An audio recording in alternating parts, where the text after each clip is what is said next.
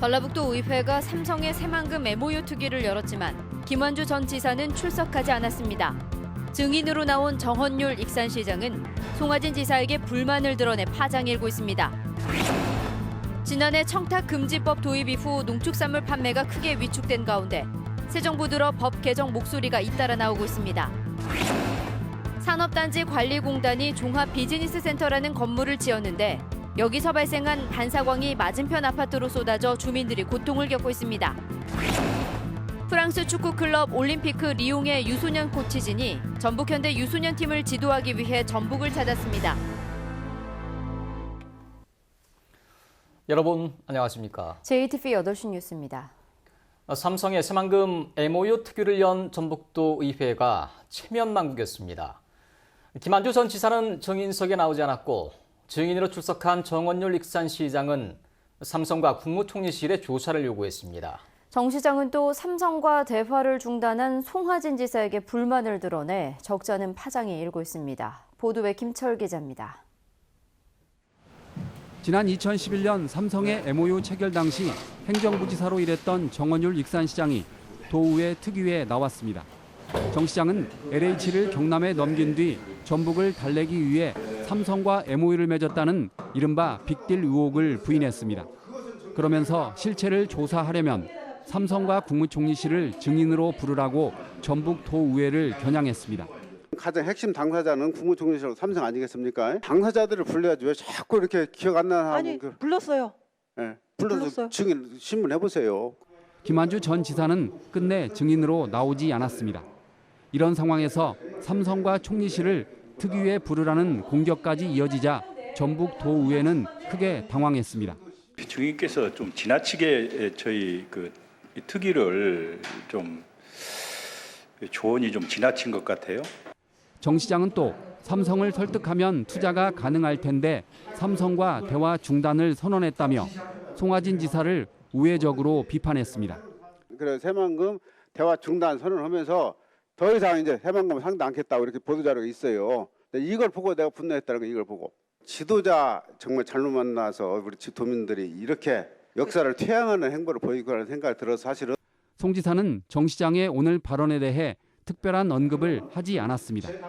그러나 MOU 무산 책임에서 자유롭지 못한 정헌율 익산시장이 현 도지사를 겨냥한 듯한 말을 해 발언의 수위를 놓고 논란이 예상됩니다.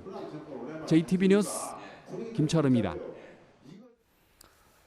집 앞에 대형 건물이 들어섰는데 눈부신 반사광이 집 안으로 쏟아진다면 많이 불편하겠죠. 익산에 들어선 종합 비즈니스 센터 때문에 실제로 벌어지고 있는 일입니다. 김진영 기자가 보도합니다. 익산시 영등동에 사는 최대훈 씨는 지난 겨울부터 큰 골칫거리가 생겼습니다. 매일 오후 대여 6시 무렵이면 맞은편 건물의 반사광이 집안을 비추면서 눈조차 뜨기 어렵기 때문입니다. 당장 곧 닥칠 한여름 더위도 걱정입니다. 집에 애들이 키우고 있기 때문에 애들이 혹시나 이쪽을 보고 있다가 눈이 시력이 나빠지지 않을까 그게 제일 큰 걱정이고 좀 있으면 이제 여름인데 이 비 들어오는 것 때문에 날씨가 더 더울까 봐 또 생활에 많이 불편을 느낄 것 같아요. 지금.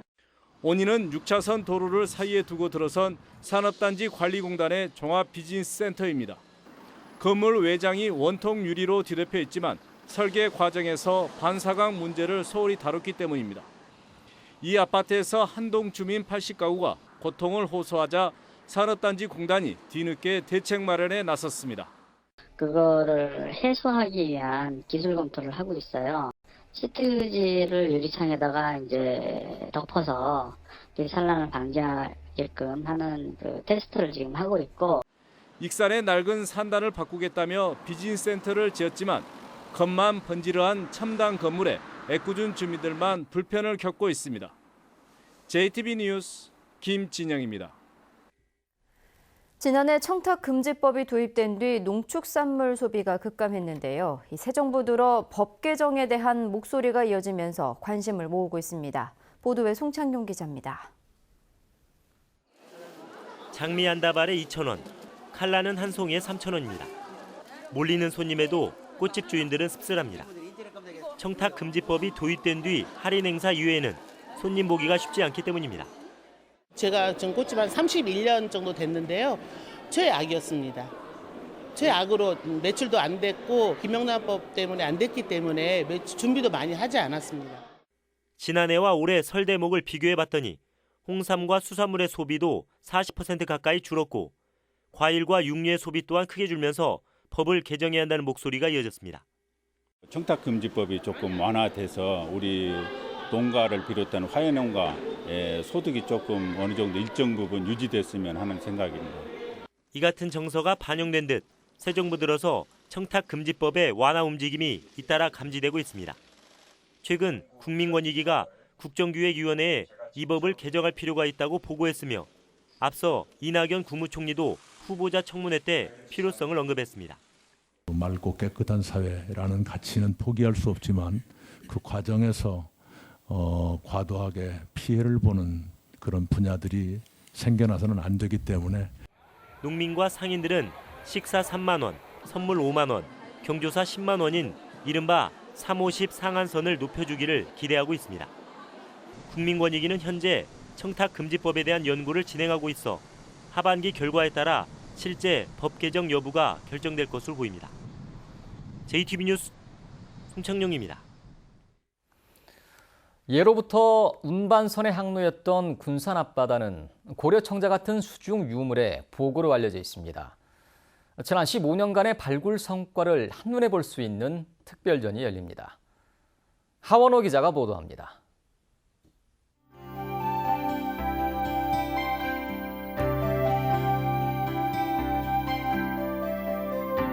군산 앞바다에서 발견된 고려청자입니다. 귀족들이 사용하던 연꽃 문양의 그릇부터 서민들의 생활 자기까지 다양합니다. 태안 마도에서 발굴된 목간에는 정읍 사람이 개경에 살던 관료에게 콩을 보낸다는 기록이 적혀 있습니다. 군산 앞바다 유물 발굴 조사는 지난 2002년부터 시작됐는데 지금까지 고려 청자와 청동 거울 등 유물 15,000여 점이 쏟아져 나왔습니다. 고려시대에 일단 고금산 궁도가 홍나라 사신이 서궁이 왔던 고려 도경에 언급된 것처럼 아마 그 당시에 국제 무역항으로서 큰 역할을 했던 것들을 이번 전시를 통해서 이제 감상하실 수가 있을 것 같습니다.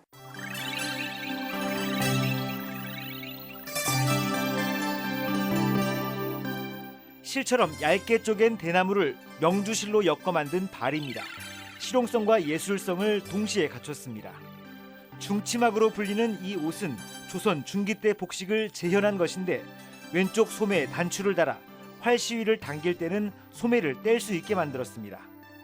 인두로 모양을 낸 낙죽장도, 용머리로 장식한 대나무 화살통 등 이 시대 최고로 꼽히는 장인들의 솜씨를 살펴볼 수 있습니다. 전통공예는 일일이 하나하나 수작업을 하는 지난한 작업입니다.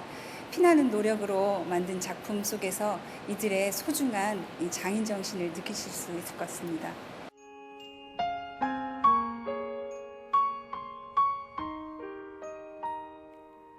해질녘 도시에 내린 석양이 황홀한 빛을 뽐냅니다. 어느 겨울 눈 덮인 달동네 풍경은 아련한 추억을 떠오르게 합니다. 박천복 화백은 이번 전시에서 두터운 질감과 강렬한 색채로 그려낸 작품을 선보입니다. JTB 뉴스 하원호입니다. 문재인 정부의 국정과제를 설계하는 국정기획자문위원회가 새만금 개발에 속도를 내겠다는 뜻을 밝혔습니다.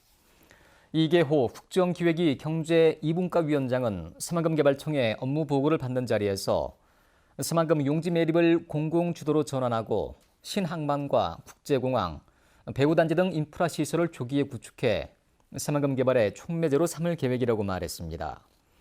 국정기획위는 원래 새만금개발청의 업무 보고를 서면으로 받으려 했지만 새만금 개발에 대한 문재인 대통령의 의지가 강해 구두 보고로 바꿨다고 설명했습니다.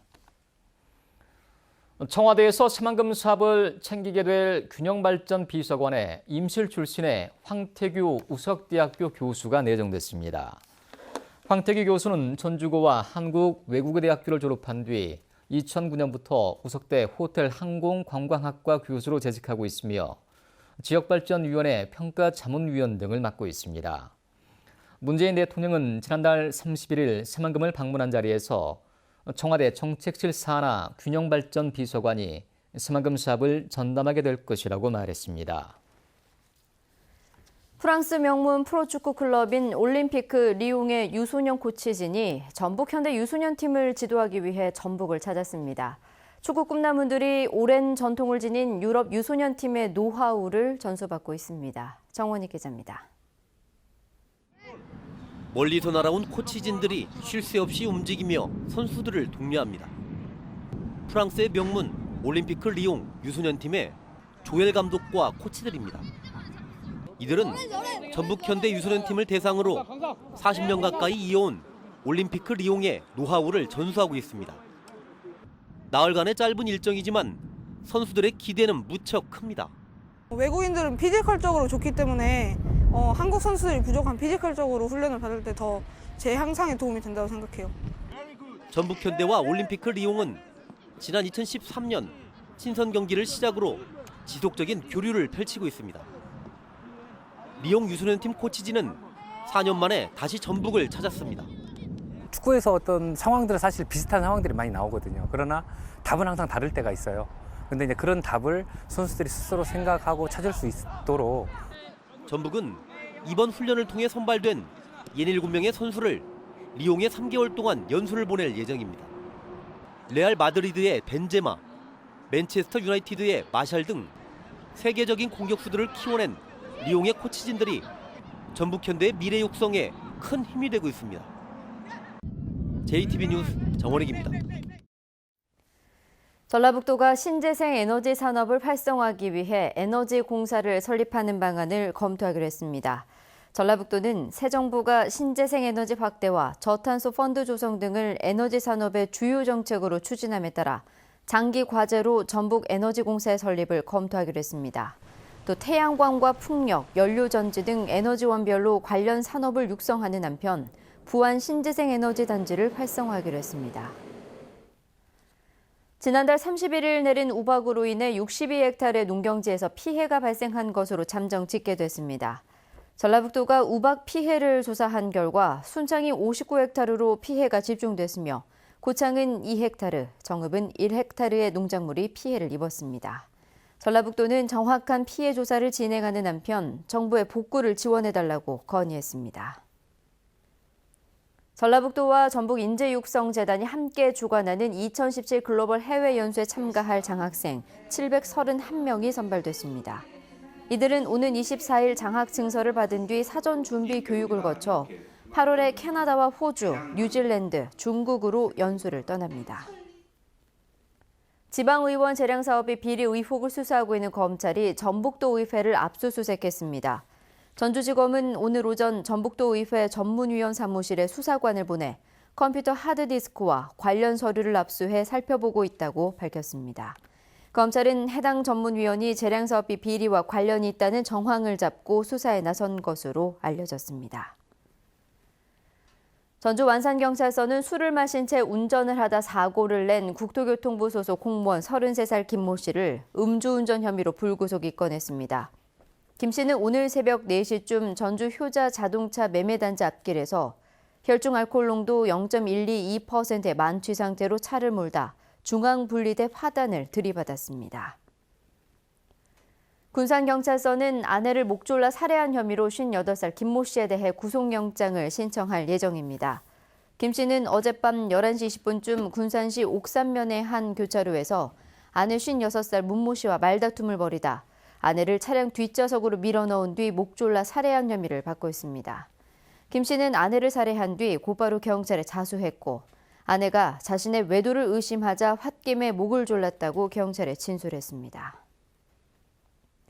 전북은 오늘 무주의 낮 최고 기온이 27.4도, 전주 25.2도 등 어제보다 조금 낮았습니다.